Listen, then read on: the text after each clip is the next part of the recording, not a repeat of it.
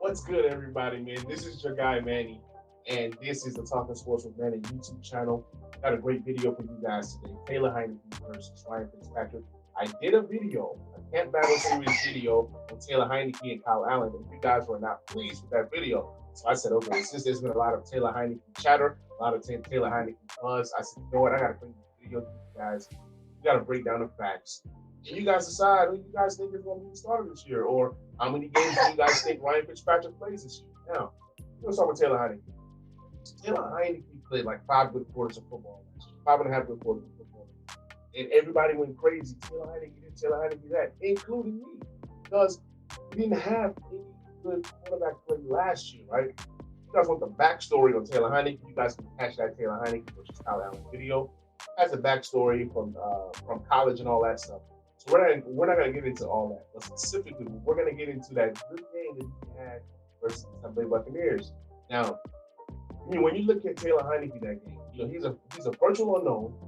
Nobody knew him. He was just kind of just put into the game. And granted, Tampa Bay didn't have their best defender there, which is Devin White. Devin White is a beast. But still, Taylor Heinicke passed the ball 44 times. He completed 26 of those passes. He had 1 touchdown, 1 interception. The interception was bad, but it wasn't too bad. Okay? So for the most part, he was pretty accurate the entire game. He also rushed 6 times for 46 yards in that diving touchdown. That amazing diving touchdown. That's a legendary play in Washington history for years to come, forever. Honestly, so when you look at the receivers that caught passes for Taylor Heinicke in that playoff game, Cam Sims, 7 receptions for 104 yards. Terry McLaurin, 6 receptions for 75 yards. Owen Thomas, 5 receptions for 74 yards. Steven Sims, who's been terrible, 3 receptions, 33 yards, and a touchdown. J.D. McKissick pitched in with 2 for 8. Jeremy Sprinkle, 1 for 8. Antonio Gibson, 2 for 4. I remember doing this episode for the Back Row Redskins Show podcast, and I was talking about how Taylor Heinicke made receivers that aren't good look decent. Okay, so that's something that you obviously look for out of a quarterback. You want a quarterback that can make other look good or decent. He made Steven Sims look good. He made Jeremy Sprinkle look good. Jeremy Sprinkle probably had 3, maybe 4 receptions all season, and that was one of them. And so when you look at the entire game and really what Taylor Heinicke has done, that gives fans hope. That's why fans are going crazy saying Taylor Heinicke is the starter. You know what I'm saying? And Ron Rivera has said it's going to be a battle. And he wants Taylor Heinicke to push, Ryan Fitzpatrick. Ron Rivera knows how to say the right things to motivate you. I'm not saying that Ron Rivera is lying. But what I'm also saying is that they did not pay Ryan Fitzpatrick $10 million this coming year. Okay? Now, let's get into Ryan Fitzpatrick. Then we're going to tie this all together. So, Ryan Fitzpatrick, the biggest knock on him is that he throws a lot of interceptions. Rightfully so. If I look up his interception numbers, it's bananas. You know what I'm saying? He does throw a lot of interceptions. He's thrown the most interceptions in 2011 with 23. Outside of that, it's been anywhere between 10 to 15, 17, 12, 13. So he's always between 10 to 16 interceptions. Granted, last year, he only played 7 games, 7.5 games. And he was solid. He had 13 touchdowns to 8 interceptions. So if you're getting Ryan Fitzpatrick around no more than 13 interceptions, you're getting a good Ryan Fitzpatrick. Anything more than 13 interceptions is the really bad Ryan Fitzpatrick. He's only played 16 games 3 times, which was in 2015, 2011, and 2012. 2011 and 2012, he went 6-10 both years. When you look at it, he had 3,800 yards passing one year, 3,400 the next year. He had 24 touchdowns both seasons.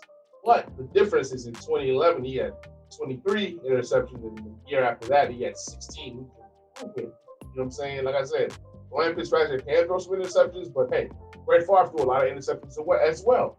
Obviously, he's not Brett Favre. Brett Favre is an all-time legend. But just to say that just because you throw picks don't mean that you lose your team's game because of throwing picks. That's not always the situation. But it is a big part of what happens. You know what I'm saying? Interceptions are bad. Interceptions are bad. But Ryan Fitzpatrick has never played on a defense like the Washington football team. Ryan Fitzpatrick's best season was in 2015. That year, he should have made the Pro Bowl. Here's his numbers. He played 16 games. He was 10-6 as a starter for the Jets. That's the only winning season besides last year that Ryan Fitzpatrick has ever had. So that's why a lot of fans are afraid right now. A lot of fans are scared because Ryan Fitzpatrick has never really been a winner. Okay, now that year he was 10-6. He threw for 3,900 yards, 31 touchdowns, 15 interceptions.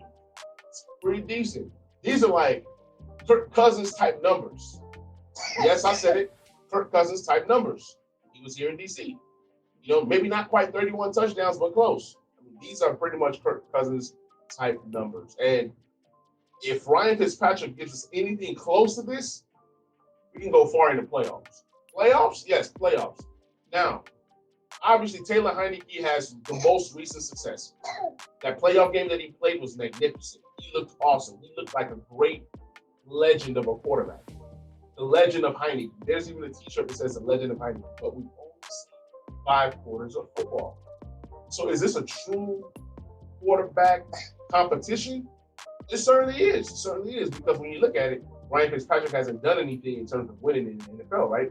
For the last 2 seasons for Ryan Fitzpatrick, he's been getting better.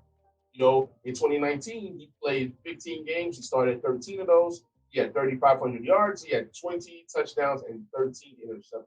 That's not bad. That's actually better than Eli Manning type numbers. Like, I'm going to leave that alone. The next season, which was last year, he played 9 games, started 7 of them. He was 4-3 as a starter. He should have started the entire season. The Dolphins were just so good. That defense was just so good. And they won, I believe it was 10 games or 11 games. They didn't make the playoffs as a team. So whatever many games they won, maybe it was 10 games. They didn't make the playoffs. Had he played, had Ryan Fitzpatrick started that like the entire season, they definitely would have made the playoff. They were a good team. Ryan Fitzpatrick did help. And in the limited games that he played, he had 13 touchdowns and 8 interceptions. I mean, those numbers are amazing for Ryan Fitzpatrick. These numbers are Alex Smith type numbers. I'm sorry, you know, game manager type numbers. 13 touchdowns, 8 interceptions. So Ryan Fitzpatrick didn't really lose them games. They just wanted to get Tua into the game. And you see what happened when Tua was in there. He just wasn't ready. So my question for you guys, because this is a video that you guys wanted. You guys think that Ryan Fitzpatrick is a starter? You guys think that Taylor Heinicke is a starter? You think Ryan Fitzpatrick starts all 17 games? You guys think that he gets benched at some point and then they go to Taylor Heinicke? What do you guys think? Because obviously, let's put this thing into perspective. Ryan Fitzpatrick has never played with this many speedy receivers on one team. He's played with some pretty good receivers over the years, some Hall of Fame type guys, but he has never played with an offense that is this fast, this explosive. Curtis Samuel, he's more than just a slot guy. He can be a deep threat as well. Terry McLaurin can go deep. Have never had the quarterback to get it to. Okay. Now, you guys let me know, what does Taylor Heinicke's I would say arm strength look like? Can he throw the deep ball? Can he?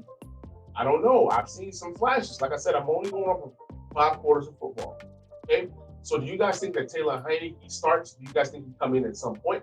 Do you guys think that Kyle Allen has any hope of being into this mix? So guys, this is the Talking Sports with Manny YouTube channel. We're going to come at you guys with the camp battle that everybody wants to see. Taylor Heinicke versus Ryan Fitzpatrick. We're going to see a lot of Taylor Heinicke. We are. If they're saying that Fitzpatrick is a starter, we're going to see a lot of Taylor Heinicke. So this preseason is going to be so fun that we get to see so many different battles. Preseason is going to matter this year. It's going to matter this year. Exciting. So let's see. Ryan Fitzpatrick is with a new defense and an explosive offense. But take those same numbers from the playoffs, and apply it to what Taylor Heinicke can do with this offense, it could be spicy. It could be juicy. You have Curtis Samuels, you got Cam Sims, you got McLaurin, you got De'Ami Brown. It's just guys. So it really doesn't matter who plays quarterback as long as they give us enough. So guys, this is the episode. This is my time. Hopefully you guys enjoyed this. Like, subscribe, and share. I'll catch you guys on the next video.